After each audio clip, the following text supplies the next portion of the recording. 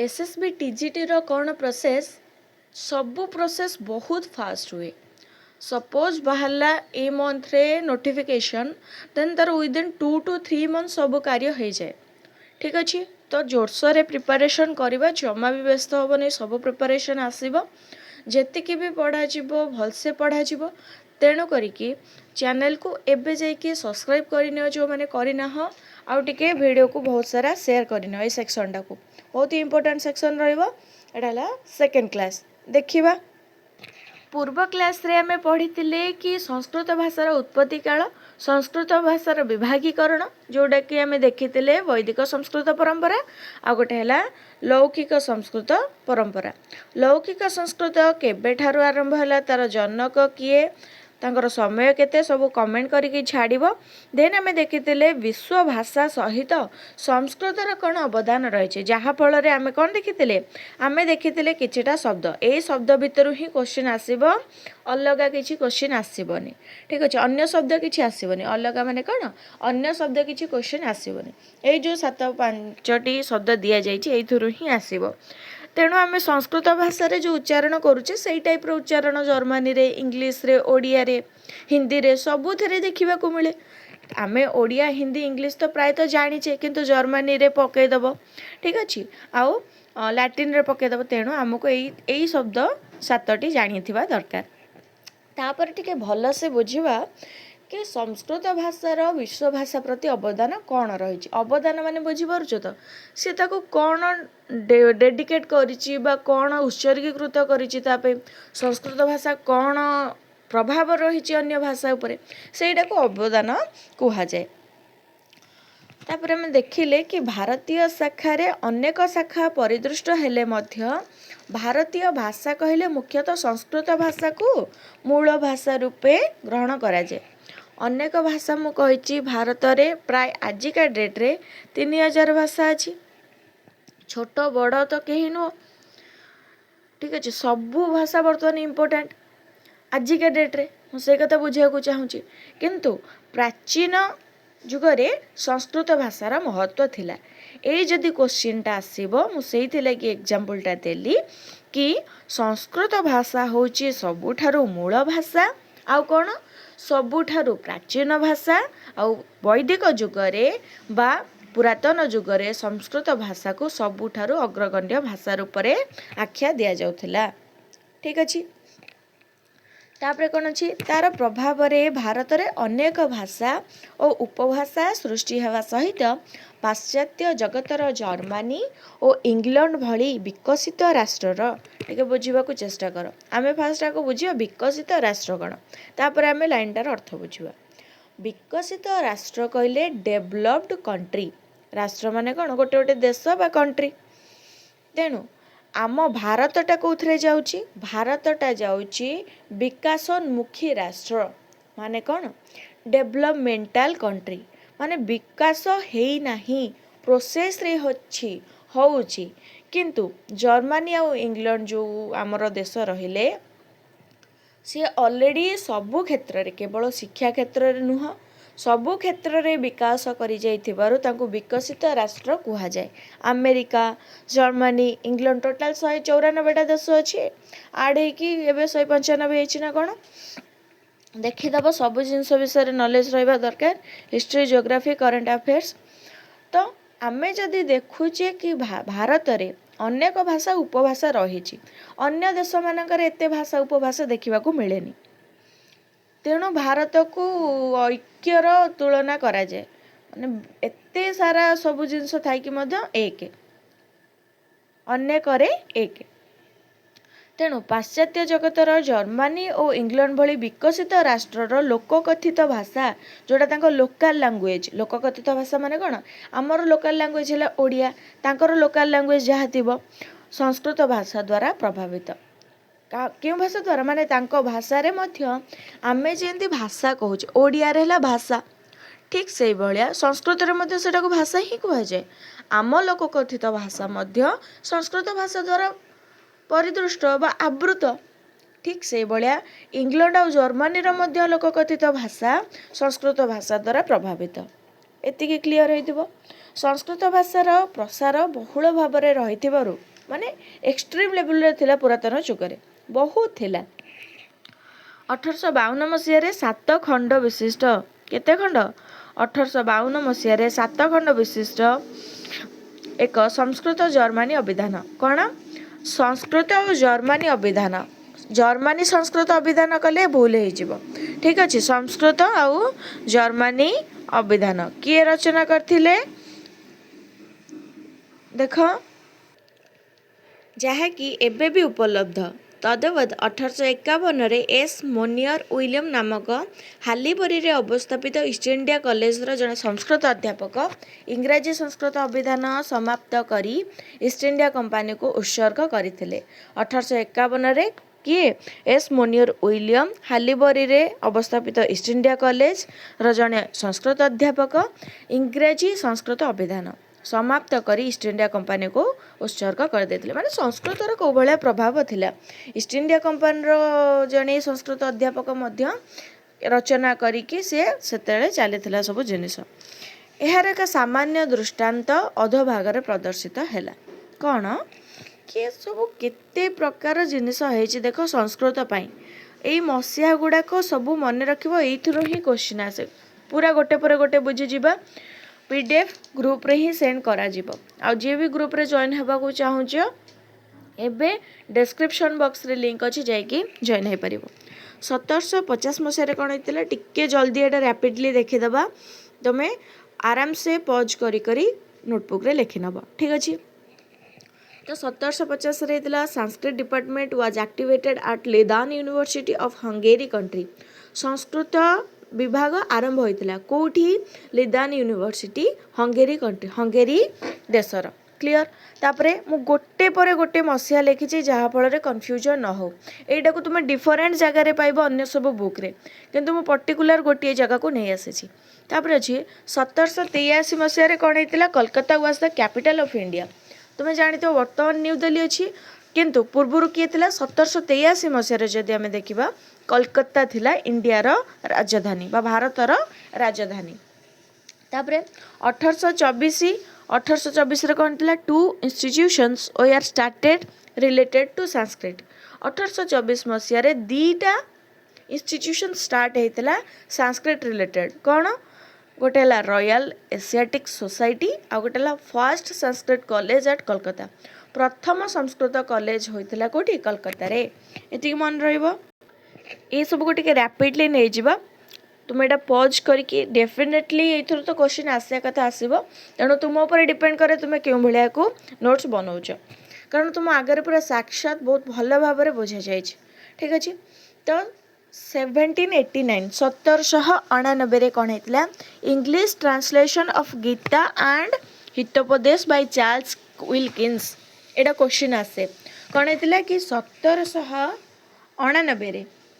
Charles Wilkins Gita और हितोपदेश को English रे ट्रांसलेशन करते संस्कृत रे उपलब्ध होता तापर कौन कले इंग्लिश को ट्रांसलेशन करदे देन 1751 रे English translation of Abhijnana Shakuntalam by sir William Jones तापर आसला 1791 मसीहा 89 पर केते 91 कौन है फास्ट तो दु तीन टा जिनस 1791 मसीह फास्ट रे अभिज्ञान शाकुंतलम को सर विलियम जोन्स इंग्लिश रे ट्रांसलेशन कले तापरे fast Sanskrit university of India कोडा वाराणसी रे जोड़ा अच्छी आमर संपूर्णानंद यूनिवर्सिटी वाज एस्टाब्लिश केबे हेतला बहुत इंपोर्टेंट 1791 मसीह then George Forster wrote Abhijnana Shakuntalam in grammar language in German language George Forster Abhijnana Shakuntalam लिखिथिले जर्मन लैंग्वेज रे संस्कृत रु जर्मन लैंग्वेज को लिखिथिले ठीक अच्छे। तापरे 1814 पेरिस यूनिवर्सिटी स्थापना होता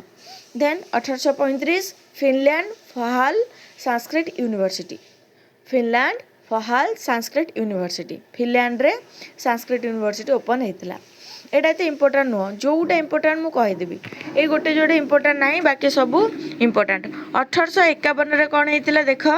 1851 a dictionary English and Sanskrit by M William गोटे अभिधान रचना कर क्या द्वारा एम विलियम को द्वारा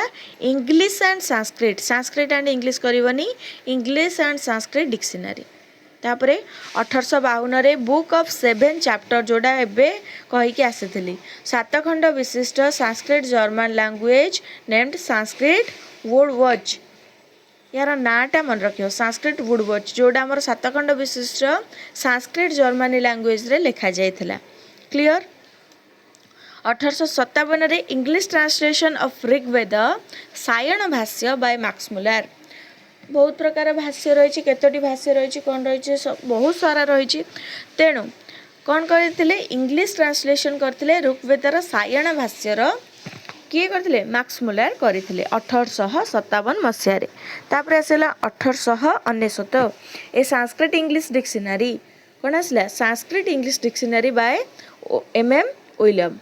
क्लियर फास्ट फ्यूजन जब अच्छी डिक्शनरी इंग्लिश एंड संस्कृत 1851 1857 आम 1899 आम कौन देखुचे ए संस्कृत इंग्लिश डिक्शनरी सेटा जमा भी कन्फ्यूज हेब ना then 1924 a practical Sanskrit dictionary by author Anthony Macdonald clear 1924 1956 त्रिभाषा सूत्र प्रणीत होता जानी by central advisory board of education CABE ठीक अच्छे 1956 1970 अक्टोबर 15 कौन होता आमर सदाशिव संस्कृत कॉलेज एस्टाब्लिश होता 1970 अक्टोबर 15 अगस्त स्वाधीनता दिवस 1971 मसीह सदाशिव सेंट्रल संस्कृत विद्यापीठ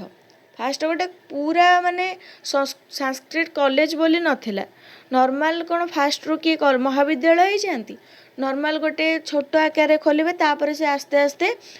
यूनिवर्सिटी जाकि पहुँचब एक्जाक्टली आज सेम हो जाइए 1970 मसीह जो मैंने पढ़ुले से मैंने जी सुविधा उपलब्धि करना पाई ना आम बर्तमान आजिका डेट्रे जो पढ़ुचे बर्तमान जो दि जाऊँगी स्टाइपेंड सेटा को बढ़ाई जाइए तो आम सबुठार अधिक सौकार्य पाउछे तेणु सदाशिव सेंट्रल संस्कृत विद्यापीठ नाम 1971 थिला ठीक अच्छे तापरे 80 कौन है देख 1980 शिक्षा शास्त्री खोली थिला कोठी सदाशिव रे मु CSU लिखिदे कारण बुझी हम से पर्यंत भी ता ना सेंट्रल संस्कृत यूनिवर्सिटी नथिला ठीक अच्छे से पर्यंत ता ना सेंट्रल संस्कृत यूनिवर्सिटी तो केमी हम 1980 मसीह कौन गोटे यूनिवर्सिटी थिला मुझे लिखी बुझा सहज हम एटा CSU कटईदेले सदाशिव विद्यापीठ लिखले ठीक हम ठीक अच्छे विद्यापीठ क्वेश्चन भी सेमती आसे कि CSU रे केबे शिक्षा शास्त्री आरंभ होता से कौन पचारे सदाशिव विद्यापीठ रे केबे शिक्षा शास्त्री आरंभ होता ना तो CSU पुरी रे केबे आरंभ होता 80 मसीह पिला माने केबे ठारू बीएड करिकी बीएड करछंती वर्तमान आमे जदि देखिबा बहुत वर्ष पूर्व ठीक अच्छे तापर कौन आसला 1981 जुलाई 7 रे कौन है SJSB माने कौन जगन्नाथ संस्कृत विद्यालय बा विश्वविद्यालय बाय जानकी वल्लभ पट्टनायक एस्टाब्लीश होता केबे मन रखिबो 1981 जुलाई 7 एगुड़ाक बहुत इंपोर्टेंट ठीक अच्छे स्क्रीनशॉट मारिकी रखिपार ना ओडिया रे डाकुची लिखिपार तापर आसला 2 मे 2002 रे हितला CSU Puri converted into deemed university deemed माने कौन जानी थिबो घरे डीम लाइट जले डीम लाइट जलिबा माने कौन जलुची तापर तार मेन फेजटा आसबो गोटे फेज कटि जाइची मेन फेज आसले पूरा लाइटटा फोकस रे जलिबो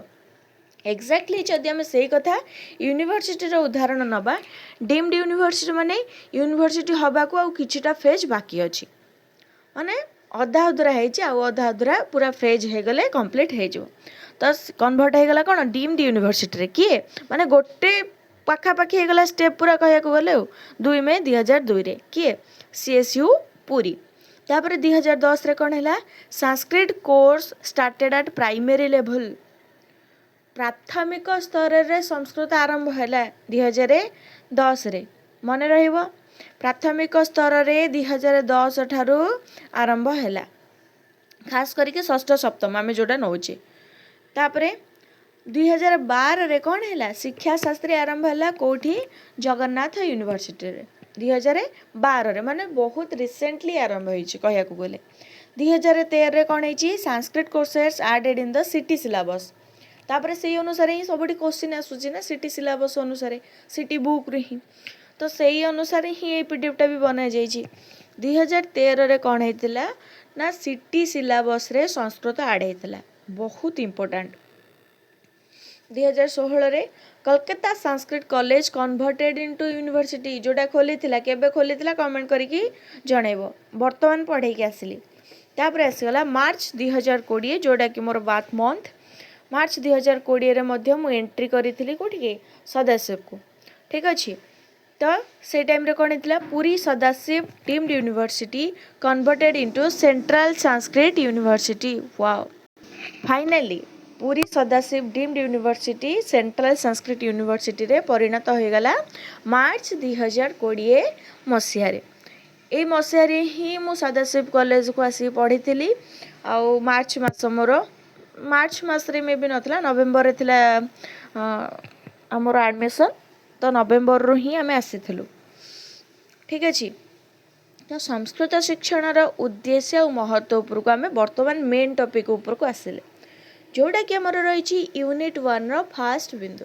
ता पूर्वर प्रीवियस नॉलेज आमर एतिकी रहिथिबा दरकार, तेणु करके बहुत क्लियर एंड क्रिस्टल करके तुमको बुझागला कि संस्कृत भाषा केमिति तार उत्पत्ति हेछि, कौन पे देखो सब भाषार जननी कह जाए, ताको केते भागरे विभक्त करागला। आमर बर्तमान आमे जो ओडिया भाषा कहूचे, संबलपुरी भाषा कहूचे, जेते सब लैंग्वेज अच्छी से केउठारु आसीची, आमे जदि देखिबा केउठी ना कोउठी संस्कृत भाषा सहित सबु भाषार सामंजस्य रही, ठीक अछि। तो देखिबा वर्तमान एठारु आरंभ होइजिबो हमर मेन टॉपिक संस्कृत शिक्षण रो उद्देश्य और महत्व, कि गोटे टीचर टे संस्कृत काहे कि पिला को पढ़ेबो, निजे काहे कि पढ़िबो, गोटे पिलाटा मुखरे से केमिति संस्कृत आनिबो, एइडा हला AIIMS and objectives of Sanskrit teaching. उद्देश्य कहले कोन ऑब्जेक्टिव्स, एम्स उद्देश्य कहले एम्स, महत्व कहले ऑब्जेक्टिव्स, ठीक अछि। मोस्टली उद्देश्य मध्य ऑब्जेक्टिव रे जाए। तेणु संस्कृत भाषार व्युत्पत्ति जदि आमे देखिबा ताले कोन सम हैला उपसर्ग, उपसर्ग हैला 22टा, आमे आगु को क्लास रे पढ़िबा, भलो से पढ़िबा। क्रू धा सम उपसर्ग पूर्वकम क्रू धातु हो क्त प्रत्यय कृते संस्कृत शब्द निष्पद्यते। सम प्लस आ गोटे स अछि जो थरे कि सूट आगम होउची, ठीक है। संस्कृ अछि, संस्कृत तो नहीं ना, संस्कृत तो सटा कौन है सेठी सूट आगम रे स आसीची, ठीक अछि। एही भाषा निजको सुरक्षित करने सहित अन्य भाषा विषय यथा गणित विज्ञान, नृतत्व, पदार्थ विज्ञान प्रभृति विषय को विषय भाषा को परिपुष्ट करे। सबु भाषा को जगत रे ज्ञान संग्रह और संसार को ज्ञान वितरण हेउची ए भाषार मुख्य लक्ष्य। एटा मन रखिबो कौन, जगत रे ज्ञान संग्रह और संसार को ज्ञान वितरण सबु भाषार मुख्य लक्ष्य। किंतु जेहेतु संस्कृत भाषार सबु भाषार उत्पत्ति, तेणु मेन जदि किए थिबो से संस्कृत भाषा और तार मुख्य लक्ष्य है ज्ञान संग्रह और ज्ञान वितरण। ये दुईटा जिनस मन रखिबो, ज्ञान संग्रह सहित ज्ञान वितरण, केवल ज्ञान संग्रह नुह कि केवल ज्ञान वितरण नुह, दुईटा जाक। संस्कृत भाषा ज्ञान संग्रह करे मध्य दिए मध्य, निज पाखरे नथिले दब केंदी, तेणु संग्रह करे दिए।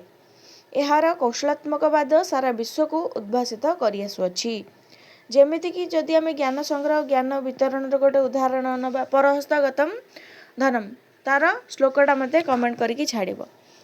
तार अर्थ आमे भल से बुझिया नेक्स्ट क्लास रे जदि तुमे कमेंट करके छाड़ुछ। भारत वर्षर स्थिति पर्यंत एही भाषा भारतर ज्ञान गौरव रक्षा करिबो। ता माने कोन, जे पर्यंत भारत वर्ष रहिछि भारतर ज्ञान गरिमा कीर्ति कला साहित्य सबू को संस्कृत भाषा जाबुड़ी की धरी थिबो। तार उदाहरण कौन कहला, यावत गंगा च गोदा च यावत विंध्य हिमाचलौ तावत भारतवर्षम स्यात् तावदेव हि संस्कृतम। ତା ମାନେ କ'ଣ ଏଇ ଯଦି ଶ୍ଲୋକଟା ଆସେ ଭଲସେ ବୁଝ କି ୟାବତ୍ ଗଙ୍ଗା ଚ ଗୋଦା ଚ ଗୋଟେ ଡ୍ୟାସ୍ କରିକି ଏଇଥିରୁ କ୍ୱେଶ୍ଚିନ୍ ଆସେ କ'ଣ ଏଇଟା ଡ୍ୟାସ୍ ଦେଇଥିବ ତୁମେ ତ ଜାଣିନଥିବ ସେଠି ଗଙ୍ଗା ବସେଇବ କି ଗୋଦାବରୀ ବସେଇବ କି ଯମୁନା ବସେଇବ। ଗଙ୍ଗା ଆଉ ଗୋଦା କହିଲେ କ'ଣ ଗଙ୍ଗା ଆଉ ଗୋଦାବରୀ ନଦୀ ଯେପର୍ଯ୍ୟନ୍ତ ଗଙ୍ଗା ଆଉ ଗୋଦାବରୀ ନଦୀ ପ୍ରବାହମାନ ହେଉଛନ୍ତି ୟାବତ୍ ବିନ୍ଧ୍ୟ ହିମାଚଳ ଯେପର୍ଯ୍ୟନ୍ତ ବିନ୍ଧ୍ୟ ଆଉ ହିମାଚଳ ପର୍ବତ ରହିଛି ସେ ପର୍ଯ୍ୟନ୍ତ ଭାରତବର୍ଷ ଥିବ ଆଉ ଭାରତବର୍ଷ ଯେପର୍ଯ୍ୟନ୍ତ ଥିବ ସେ ପର୍ଯ୍ୟନ୍ତ ସଂସ୍କୃତ ଭାଷା ଏଇଟା କୁହାଯାଇଛି। ତାପରେ ଆମେ ଦେଖିବା ସଂସ୍କୃତ ଭାଷାର ଲକ୍ଷ୍ୟ କ'ଣ। ଲକ୍ଷ୍ୟ ଉଦ୍ଦେଶ୍ୟ ଭିନ୍ନ ନହେଲେ ମଧ୍ୟ ଭିନ୍ନ କେମିତି ଏମାନଙ୍କ ଭିତରେ 19-20 ତଫାତ जो हमें कहती 19-20 का फर्क है तो उसी हिसाब से 19-20 का ही फर्क है ता माने कौन 19-20 माने अल्प अल्प के फरक अच्छी आमे गोटे उद्देश्य गोटे लक्ष्य प्राप्ति पाई उद्देश्य देकी गति करुछे आमे एसएसबी टीचरटे हवा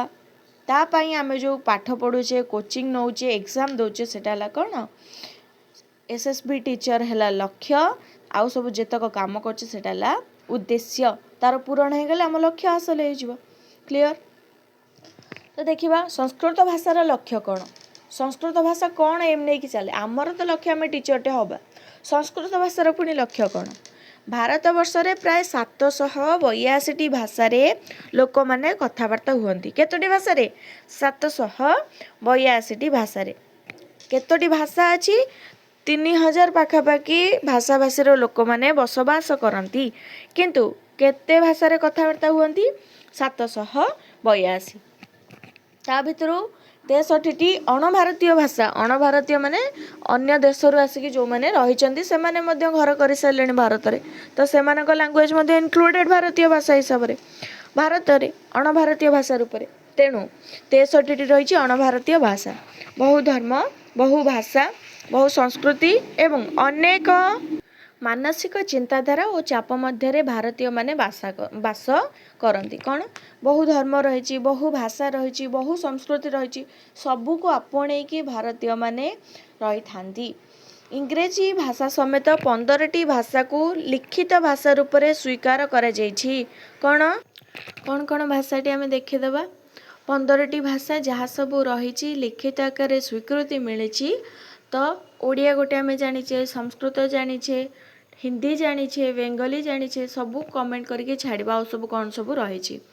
तन्मध्यरु केवल 3टी भाषा पाठ करने त्रिभाषा सूत्र कौन तन्मध्यरु केवल 3टी भाषा पाठ करने 1956 मसीह केंद्रीय शिक्षा उपदेष्टा परिषद central advisory board of education CABE CBSE अलगा CABE अलगा 1956 कौन होता त्रिभाषा सूत्र प्रणीत होता लिखा जाइए 1956 त्रिभाषा सूत्र क्या द्वारा CABE द्वारा प्रणीत होता उक्त नियमावली यत्किंचित परिवर्तन करी शिक्षा आयोग द्वारा विद्यालय पाठ्यक्रम संस्कृत भाषार शिक्षण को सम्मुख रे रखी मातृभाषा इंग्राजी राष्ट्रभाषा जानिथिबो बा संस्कृत भाषा फर्स्ट लैंग्वेज आमर Odia second language English then third language वैकल्पिक ठीक अच्छे मन रखिबो ओडिसा रे वैकल्पिक कौन संस्कृत नहले हिंदी तो से हिसाब से जी चूज कला जी हिंदी चूज कला सी हिंदी पढ़िबो जेहेतु आम संस्कृत शिक्षक होगाक जाऊँ आमर से क्वालिटी रहा दरकार